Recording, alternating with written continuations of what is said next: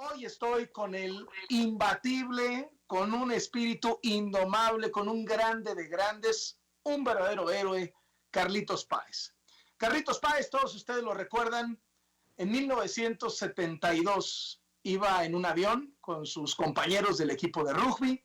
El avión se estrelló en los Andes y sobrevivió más de 70 días en los Andes. Quizá el episodio más emblemático de esta guerra contra la supervivencia, esta guerra contra la muerte, esta guerra contra un destino que parecía totalmente determinado, fue, y lo que quizás se ha vuelto el gran ícono de ese momento, es cuando tuvieron que comer la carne de las propias personas que iban en el avión y que ya habían muerto, ¿no? Y que el propio Carlitos ha dicho que fue una decisión mucho más fácil y mucho más natural de lo que uno pensaría en medio de esa desgracia, en medio de esa tragedia. Carlitos está en Uruguay y está encerrado también en medio de este coronavirus, que después de estar 72 días en los Andes, Carlitos, me imagino que esto para ti es una botana, ¿no? Bueno, Carlos, nosotros vivimos una setentena como le digo yo, y ahora nos toca una cuarentena quizás más corta, más fácil, con conexiones, con WhatsApp, con internet, con televisiones, con todo, pero aún así yo veo que la gente se queja y les cuesta guardarse, pero creo que es necesario guardarse porque es la única manera de cuidar la vida, de cuidar al otro. En realidad no es una cosa por uno, es por el otro. Entonces creo que el mensaje es muy simple: quedarse en casa y lavarse las manos. Parece que lo dijera tu mamá cuando eras chico, ¿no? Andate a casa y lavate las manos. Para mí México, mira, uno de los orgullos más grandes es que tú me puedas entrevistar ahora, porque México para mí representa una cosa, representa parte de mi vida. Yo veo una bandera mexicana y la verdad que me lagrimeo porque adoran en México la historia nuestra, porque se hizo una película hace muchos años. La primera película fue mexicana, que se llamaba Los sobrevivientes de los Andes, sí. Que la había hecho René Cardona. Y todo México la vio. Cuando Televisa no tiene que poner, te ponen la película Los sobrevivientes de los Andes. Entonces es una historia que es casi mexicana.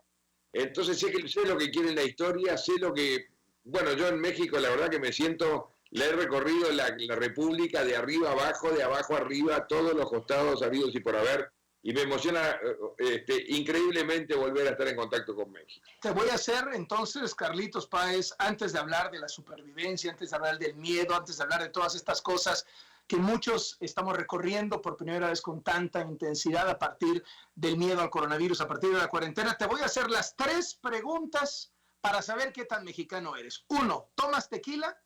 No, no tomo porque no tomo alcohol. Ya me tomé todo. Bueno, llegaste a tomar. No, me tomé todo. Sí, cuando se estrenó la película en el año 94, que me acuerdo que la primera comida ahí fue en la Hacienda de los Morales, que comí gusanos de maguey y escamoles, y ahí sí nos dimos un tequilazo. Eso. Y después, como me tomé todo, ya dejé. ¿Chile? Chile es lo que más me gusta, el habanero. Bueno, un día me dio mi representante, que era Bernardo Guzmán, me dio un chile antes de una conferencia que di en Acapulco. Casi no la doy la conferencia, porque yo dije oye, me subía el calor, me bajaba el frío, calor, todo, casi la suspendo la conferencia. Un habanero. ¿Y mariachi? Mariachi también, sí, no, a juro, como dicen ustedes, a juro. Que bien. A ver, Carlitos, ayúdanos a pasar por esta. Mucha gente por primera vez está sintiendo un miedo a lo que no sabes qué es. Sabes que estás vivo, como me imagino tú sabías durante esos días, después de que después de que se estrelló el avión, tú sabías que estabas vivo. Volteabas a tu alrededor, pero no sabías si ibas a seguir vivo al cabo de unos días. Ese miedo a no saber si estás transcurriendo tu propia muerte, tu propia incertidumbre. ¿Cómo se pasa por eso, Carlitos? ¿Qué aprendes de eso? ¿Qué puedes aconsejar? Yo creo que aconsejar no me gusta, pero sí te puedo decir de que la diferencia que tenemos entre las 2 cuarentenas o los 2 episodios es que en el episodio de los Andes era más tangible, era una montaña, era nieve, era algo que lo tocabas, que sabías lo que era. Está bien, era horrible porque el otro día hablando con Fernando Parrado, que fue uno de los que caminó, me dice que Carlitos, la verdad, 47 años llevamos en aquel momento ¿cuánto hubiera firmado? ¿Hubiera firmado 20 años? Hubiera firmado un año, digo, de sobrevida. Esta cordillera que estamos viendo, le llamo cordillera porque es otro episodio duro, no es tangible. Es un enemigo invisible que no sabes por dónde te la va a pegar. Ese es el gran temor o el gran miedo que me genera este episodio que estamos viendo, además de la edad, naturalmente, que estoy por arriba de los 65 años, que bueno, que son edades de riesgo. Y la verdad que tengo muchas ganas de vivir, Carlos, la verdad que tengo muchas veces de ir más a México. Digo, me tocó hace poco en el Auditorio Nacional una conferencia para 10.000 personas que fue de las cosas más increíbles que me tocaron. Digo, ¿sabes lo que son 10.000 personas? Era impresionante, pero bueno, México es así, México es generosidad, México es solidaridad, México es grande. ¿Qué herramientas psicológicas son las que tienes que tener al alcance para enfrentar el miedo, Carlitos?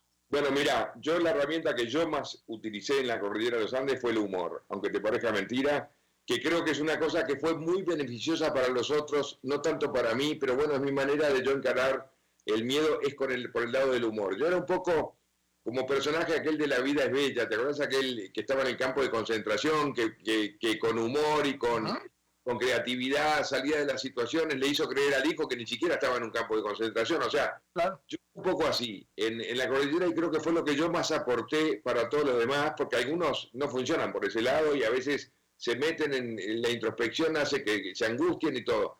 Naturalmente, a mí me gustaría tener más humor ahora, te soy honesto, ya con la edad creo que algo madurado y tengo menos humor, pero me encantaría poder manejarme con más humor, te soy honesto. ¿Cómo qué cosas decías? ¿Qué cosas de humor sacabas en medio de esa desgracia? Sacaba todo, es más, se vivía una ilusión, Carlos. Mira, la casa de mi padre en Uruguay es una de las casas más famosas que la visita todo el mundo, se llama Casa Pueblo, y los mexicanos que han venido a Uruguay seguramente pasaron por la casa de mi padre. En aquel momento, en el año 72, estaba totalmente de moda, y todos los chicos de mi generación les encantaría ir porque iban todas las actrices y qué sé yo, morían por ir a Casa Pueblo. Entonces yo en la cordillera los invitaba, digo, cuando salgamos de acá los invito a Casa Pueblo. Y si me peleaba con uno de ellos, le decía, no, te desinvito. Pero te quiero decir, con creatividad, cómo podés hacer creer que cosas de hacer vivir, de tener vivencias diferentes en momentos realmente complicados. Nosotros estamos a 25 grados bajo cero, a 4.000 metros de altura, sin comida, sin ropa, muertos de frío, muertos de sed. Aparte yo tenía 18 años, Carlos. Yo era un chico que era un junior, como dicen en México. No servía para nada, digo, tenía niñera en esa época, para que veas el personaje, que era la que me había hecho hasta la valija para ese viaje. Y bueno, pero ahí empiezan a aparecer recursos desconocidos que nosotros tenemos, y ahí empezamos a ver la evolución y transformación del ser humano, que eso es lo que tiene la historia nuestra, que al ser una historia larga, vemos cómo el ser humano puede evolucionar, transformarse y salir adelante, que es en definitiva lo que yo más hablo en las conferencias, no solamente del impacto, del choque o de la alimentación o lo que sea, sino de la evolución y transformación, porque ahí se habla de trabajo en equipo, básicamente, de toma de decisión, de tolerancia a la frustración, de adaptación al cambio, de encontrar recursos desconocidos, que eso muchas veces el ser humano, para mí fue importante como experiencia, para mí fue muy positiva. Claro. Una de las cosas que relatan ustedes que sobrevivieron a ese accidente, los sobrevivientes de los Andes, es que al arranque hubo desunión. Es decir, frente al miedo, frente a la tragedia, lo primero que hubo fue desunión, hubo grupos, hubo camarillas, etcétera, etcétera.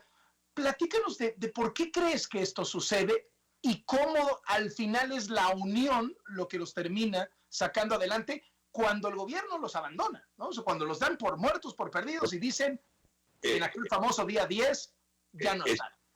Veo que hiciste los deberes, Mirá, lo que sucedió es que, bueno, éramos más o menos más o menos teníamos 18, 19 años, pero habían algunos que tenían 21, 22, y bueno, al principio en el accidente quedamos 26 vivos y nos mantuvimos en grupitos independientes. Nosotros éramos 5 amigos inseparables, otros eran 4, otros eran 3, y funcionábamos en grupito. Cuando vino primero la noticia de que no nos buscan más, ahí empezamos a aportar, a tratar de formar una especie de grupo, y cuando vino la avalancha que rompió con esos grupitos, Fíjate que nosotros éramos 5, quedamos 3, otros eran 4, quedaron 2, otros eran 3 y quedó 1. Ahí no hubo más remedio que fusionarnos en un solo grupo y ahí sí la historia nuestra se transforma en una de las historias más notables de trabajo en equipo, al punto que las universidades en Estados Unidos y todo utilizan el libro nuestro para hablar sobre el teamwork, como les gusta decir a los gringos. Digo, a mí me gusta más hablar de grupo que de equipo, pero bueno, el teamwork nosotros fue notable como aportamos todos para que Parrado, Canesa y Vicentín salgan a caminar en aquella histórica caminata que, bueno, fue una caminata de 10 días, entre 70 y 80 kilómetros, una bestialidad lo que hicieron. Hay mucha gente que en medio de esto ha sentido, y en muchos países, que el gobierno lo minimiza la desgracia, abandona a la gente, anda más preocupado por los saldos políticos que por salvar vidas. Ustedes enfrentan la noticia y escuchan por la radio, porque no podían transmitir su señal, pero sí podían escuchar que el gobierno dice abandono la búsqueda y los da por muertos. Eso, ¿cómo lo toman? Porque ustedes no dejan de ser sociedad. A partir de eso, entiendo que no viene el desánimo, sino por el contrario. Estaban ustedes echados esperando a que papá gobierno viniera por ustedes. Hasta que les dicen que creen, papá gobierno no está. ¿Cómo es ese proceso? Ahí cambia la actitud. Fíjate que ellos, era lógico que terminaran la búsqueda. Es más, yo paso muy seguido por arriba de la cordillera cuando voy a Chile por conferencias y todo, y realmente es insensato que alguien viva ahí. Y más después de 10 días. Creo que inclusive la búsqueda son 8 días y la mantuvieron 2 días más. Pero para nosotros fue una buena noticia. Fíjate vos cómo me lo plantea Gustavo Nicolich, que fue el que escuchó la noticia por radio, una pequeña radio Spica, me acuerdo que era la marca. Me dice, Carlitos, tengo una buena noticia para darte. Le digo, ¿qué pasó? Me dice, acabo de escuchar en radio que dieron por finalizada la búsqueda del avión uruguayo y van a venir a buscar los restos nuestros en febrero cuando vengan los deshielos. Y yo le digo, pero ¿cómo buena noticia, hijo de tu madre? ¿Cómo buena noticia? Y me dijo, Carlitos, ¿sabes por qué es buena noticia? ¿Por qué? Le digo yo. Porque ahora dependemos de nosotros y no de los de afuera. Yo digo, pero ¿cómo dependemos de nosotros si no tenemos nada? Y me dice, tenemos que encontrar nuestros propios recursos. Yo creo firmemente que realmente fue una buena noticia. Si no recibimos esa noticia, creo que todavía seguimos esperando. Fíjate vos, porque eso nos hizo dar cuenta de que la historia dependía de nosotros, que éramos nosotros los que teníamos que salir a pelear nuestra historia. Por ejemplo, los mineros en Chile, que es una historia que la prensa del mundo entero se empecinó en comparar con la nuestra, tiene algunos puntos en común. Las dos historias fueron en Chile, las dos historias duraron lo mismo, 70 días. Nosotros aparecimos un 13 de octubre, nosotros nos caímos un 13 de octubre, que fue el día que ellos aparecieron, pero tienen una diferencia. En el día 14, todos nos enteramos de que los mineros estaban con vida. Es más, de hecho, yo estaba en Salta, en Argentina, y hablé con los mineros por teléfono, o sea que estaban abajo. Y en cambio nosotros en el día 10 nos enteramos de que el mundo entero, porque así lo vivíamos, nos había abandonado. Este libro que se llama Después del día 10, se iba a llamar Gira Gira, como el tango, un tango famoso de Gardel, que el mundo continúa girando, que quizás es de las cosas más dolorosas que vive el ser humano, porque uno se cree que cuando le pasa algo, el mundo se detiene. ¿Y sabes lo que pasa, Carlos? El mundo no se detiene, el mundo sigue andando. Se seguía jugando al fútbol, llegaron los astronautas a la Luna y nosotros ahí en la cordillera a 25 grados bajo cero. Es más, el 8 de diciembre, acá en Uruguay, es el Día de la Virgen naturalmente, pero acá se festeja el Día de las Playas. Y nosotros escuchábamos el obispo bendiciendo las playas a 30 grados de temperatura y nosotros a 30 bajo cero. O sea, el mundo sigue andando. ¿Qué es un aprendizaje? De alguna manera Dios nos estaba enseñando de que el camino era por el lado de la humildad, que era por el lado de abajo, que no había que creérsela y que teníamos que salir a pelear la historia. Cuando aparecemos nosotros, y la gente dice, los helicópteros los encontraron. No, señor, nosotros fuimos a buscar los helicópteros, que es un concepto diferente, que aplica para la vida, aplica para la empresa, aplica para la familia, que es ir adelante de la jugada, es ir a buscar las cosas. Es decir, cuando sientes que el gobierno no lo está haciendo bien, como sociedad te toca rebasar al gobierno y jalarlo. Es decir, si el gobierno ya no te está buscando, entonces tú tienes que hacer una comisión de 3 sobrevivientes que se van a ir caminando hasta que se topan con un campesino chileno y él les ayuda a llegar con las autoridades, pedir auxilio y entonces activar los helicópteros del gobierno e ir por el resto de los sobrevivientes. Exacto. Ante las grandes tragedias como sociedad te toca rebasar al gobierno si el gobierno no se mueve. Te toca hacer la tuya, digo, y en definitiva la historia nuestra, fíjate que han pasado 47 años y seguimos hablando de ella. Ahora hay 2 películas que se están por hacer. O sea, es una historia que sigue y sigue con el tiempo. ¿Por qué? Porque está considerada la historia más extraordinaria de supervivencia, pero protagonizada por gente común. Nosotros no somos superdotados, no es como el que escala el Everest, que es un tipo superdotado, como mi amiga Carla Willock, que es una alpinista de fuste, que toman la decisión y van al Everest. Nosotros éramos tipos comunes, ni siquiera en Uruguay conocemos la nieve, o sea que tuvimos que adaptarnos a todas las circunstancias habidas y por haber. Pero el ser humano tiene recursos, tiene muchos recursos, y nosotros no sabemos los recursos que tenemos. En este sentido, cuando hablas de recursos, el episodio emblemático, el de tomar la decisión, que tú me has dicho, no fue tan difícil como uno pensaría, de comer a los que estaban en el avión y ya habían muerto. Es que, ¿sabes qué pasa? Cuando uno cumple el proceso, nosotros pasamos 10 días sin comer absolutamente nada, Carlos. Y además de todo recibimos la noticia que no nos buscaban más. Para que tengas una idea, de los 26 compartimos una lata de mariscos entre 26, me tocaron 2 cuadraditos de chocolate y la tercera parte de un caramelo de dulce leche que compartí con Roy Harley y con Vicentín. Eso fue lo que comimos en 10 días. Y recibí la noticia de que no te busquen más. Y empieza a surgir en todos al mismo tiempo la única idea posible, porque en la cordillera no hay nada más. Es nieve, rocas y el fuselaje, no hay nada más. No hay animales, no hay plantas, no hay nada. Y bueno, y tenés que cumplir con el más sagrado de los derechos, que es el derecho a la vida, y el derecho a volver con tu familia, que era por las cosas que peleábamos. Yo no peleaba por Hollywood, no peleaba porque el periodista número 1 de México me esté entrevistando hoy acá. No peleaba por cosas, de verdad, no peleábamos por fama, no peleábamos por libros. Fíjate que esta historia tiene 26 libros escritos, tiene 3 películas hechas, 9 documentales. Es una bestia, National Geographic, Discovery Channel, Kiss People in Earth, todos los canales. Nosotros no peleamos por eso, peleamos por cosas muy simples. Era volver a casa con mi mamá, con mi papá, con mis hermanos. Esa era la lucha. Y pelear por la vida, que naturalmente es el más sagrado de los derechos que el ser humano tiene.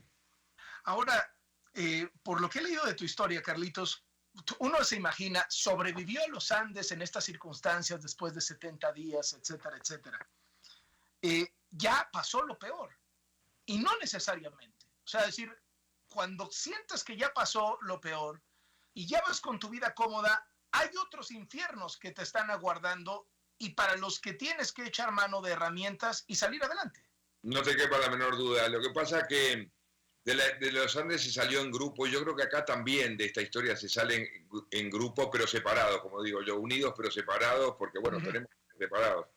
Pero se sale compartiendo. Yo he retomado, bueno, de hecho, haber hablado con mi amigo Raúl Rodríguez a España, digo, es uno de mis amigos. Mandamos un abrazo a Raulito, que es un grande. Bueno, retomé contactos con amigos que de repente por su trabajo, por lo que sea, es más difícil. Además, ahora lo bueno, Carlos, es que te atienden el teléfono. Digo, y claro, porque están en su casa, no tenés más remedio. El otro día me llamaste y te atendí y me dijiste, hola, tocayo. Bueno, es así, digo, ahora puedes hablar con todos los CEOs del mundo, con todos los tipos más importantes que te atienden, con los presidentes, con lo que fuera. Y bueno, hay que retomar también la amistad, hay que retomar, compartir. El dolor hace que el dolor sea menos dolor, y compartir la alegría hace que la alegría sea más alegría. Y yo creo que estos salimos juntos pero separados de esta historia, con mucha paciencia y mucha humildad. Y acá hay que hacer mucho caso. Acá hay ¿Cómo lidiar con la frustración, con la desesperación? Sí, bueno, en los Andes era, justamente, por eso te digo que era una cosa grupal, porque cuando vos estabas frustrado, cuando vos estabas en la negativa, había alguien que te levantaba el ánimo, o al revés, o cuando el otro era uno el que le tocaba levantar el ánimo. Y ahora también, yo creo que hay que ser abierto y también decir, y también tener un espacio. Yo lidio tengo una rutina, en estos días me formé una rutina, por suerte digo, desgracia con suerte, pero tengo para entretenerme con la prensa, que me han llamado de todos lados, porque comparan necesariamente la historia de los Andes con esta historia, por la cuarentena obligada que vivimos. Pero bueno, trato de formarme una rutina, trato de dejar las series para más adelante, porque no sé cuándo va a terminar esto, o sea que trato de no ocuparme con la televisión ahora, trato de ocuparme el tiempo de otra manera, y trato de no llenarme la cabeza con noticias y todo, pues ya me lo dijo mi terapeuta, Carlitos, ya sabes del coronavirus todo. Digo, ya no precisas saber más nada, pues ya sabemos todo. Entonces, ¿qué más? Ahora, ¿qué vamos a contar? Los muertos que hay en Estados Unidos, los muertos que hay en España, los muertos... No, yo creo que no vale la pena, creo que tenemos que pelear por la vida, tenemos que ver el lado positivo de la vida. ¿Qué sientes que hay que hacer en estos días? Y siento que hay que tener una gran dosis de paciencia, porque es duro, Carlos, es duro porque está en juego la incertidumbre de un enemigo que no sabemos por dónde nos la va a pegar. Yo tengo 2 hijos, tengo 5 nietos, la vida continuó, como yo digo, la historia de los Andes es un homenaje a la vida, porque somos más de los que salimos en aquel avión, y creo que acá también tenemos que homenajear a la vida, de alguna manera tenemos que pelear para salir de acá con más vida, así lo escribí y se viralizó por ahí, de esta tenemos que salir con más vida. Y bueno, y para eso tenemos que ser obedientes y nada, y ponerle la mejor onda posible, el mejor humor posible. ¿Cómo organizabas tu día cuando estabas ahí? Porque es algo con lo que mucha gente está lidiando. Mucha gente tenía ya sus hábitos, tenía su agenda, tenía sus costumbres, y de pronto el encierro, la cuarentena, rompe con todo esto. Entonces ya no sabes si es lunes, si es sábado, si es domingo, si es miércoles. ¿Cómo organizabas tú tu día cuando estabas abandonado ahí en la cordillera? En los Andes, sí, bueno, también fue duro porque además no teníamos ningún aditivo, o sea, no había televisión, no había revistas, no había absolutamente nada. Entonces nos habíamos formado una rutina que había que levantarse, bueno, cuando daba para levantarse, sacar los almohadones para que se secaran los almohadones. Teníamos una rutina armada durante todo el día. Después, lo único que teníamos para hacer, para entretenernos, era hablar de comida. Nosotros sabemos y tenemos anotado 160 restaurantes con sus platos, así como en México, que les encanta la comida. Digo, un restaurante, en la Hacienda de los Morales comemos escamoles. Bueno, venga, cada cual contaba, era casi un masoquismo, porque hablar de comida cuando no tenés comida, pero bueno, era con lo que nos entreteníamos, era con eso, básicamente era con eso, y naturalmente que rezábamos. El rosario fue una cosa que la rezamos todos los días, fue algo que te mantenía cercano a Dios y cercano a tu espíritu. Es un poco como ahorita en el encierro hablar de los viajes que quieres hacer, los lugares que quieres conocer, los parques a los que quieres ir. Se ha revalorado mucho para los niños ir a la escuela, que ya sabes que siempre es, odio la escuela. Han revalorado la escuela. Los adultos hemos revalorado el espacio de trabajo. Es decir, todo es también, no sé si llamarle masoquismo o es pensar en que esto se va a acabar en algún momento y yo iré a esos restaurantes aunque esté en los Andes y yo viajaré o yo regresaré al trabajo y abrazaré a mis amigos y a mis papás y a mis abuelos tan pronto pasa esta desgracia. Y sí, yo ahora, viste, que empezás a pensar en cosas más, viste, el dinero empieza a tener poca importancia, además de haber perdido todo lo que perdimos todos, pero yo ya empecé con mis nietos y digo, bueno, elijan un lugar y bueno, nos vamos todos de vacaciones, o sea, todo lo que yo ahorraba en algún momento dado, ahora lo quiero tirar por la ventana porque te das cuenta que la vida no vale nada. Digo, que en realidad lo que tenés que mantenerte es atento a poder vivir un rato más. Y la verdad que tengo muchas ganas de quedarme un ratito más acá. Carlitos, te mando un abrazo muy fuerte hasta Uruguay. Te agradezco muchísimo que hayas platicado con nosotros. Vamos a ver tu entrevista en muchísimas plataformas. Ya sabes cómo es lo de ahora, ¿no? Está por todos lados. Y de verdad, gracias por estos consejos. Lo que pasaste tú es incomparable con lo que estamos pasando nosotros, pero muchos hemos regresado a tu historia. Queremos abrevar de tu experiencia, abrevar de tu fuerza, y de verdad que hayas platicado conmigo, para mí es un honor como siempre. Te mando un abrazo. Eres un grande entre los grandes. Me encanta terminar con una frase que aprendí hace poco tiempo, una frase de San Francisco de Asís, que dice: empieza por hacer lo necesario, luego lo que es posible, y terminarás haciendo lo imposible, que es cumplir con el proceso. En los Andes hicimos lo necesario, luego lo que era posible, y terminamos haciendo lo imposible, reapareciendo después de aquellos 70 largos días con sus noches. Y para terminar, lo único que quiero, Carlos, es terminar con esta foto, que están todos los sobrevivientes, pero también están los hijos de los sobrevivientes, porque esta foto marca claramente que valió la pena el sacrificio, que valió la pena el dolor para que lo que triunfe sea la vida. Y creo que en este caso lo que tenemos que hacer es también hacer este sacrificio para que lo que triunfe sea la vida. Carlos, nos vemos pronto en México, seguro. Seguro que sí. Y nos vamos por esos escamoles. Obvio. Y los gusanos de maguey. Un abrazo. Ya está. Carlitos, te mando un abrazo, suerte allá a Uruguay y que ojalá no les pegue, y si les pegue leve. Un abrazo fuerte. Que nos pegue poco. Un abrazo, viejo. Chao. Hasta luego. Carlitos Páez, sobreviviente de los Andes, y me quedo con esto. Hacer lo necesario, luego hacer lo posible, y si cumples esas dos, lo imposible sale solo. Muchísimas gracias por seguir esta entrevista y estamos en sintonía.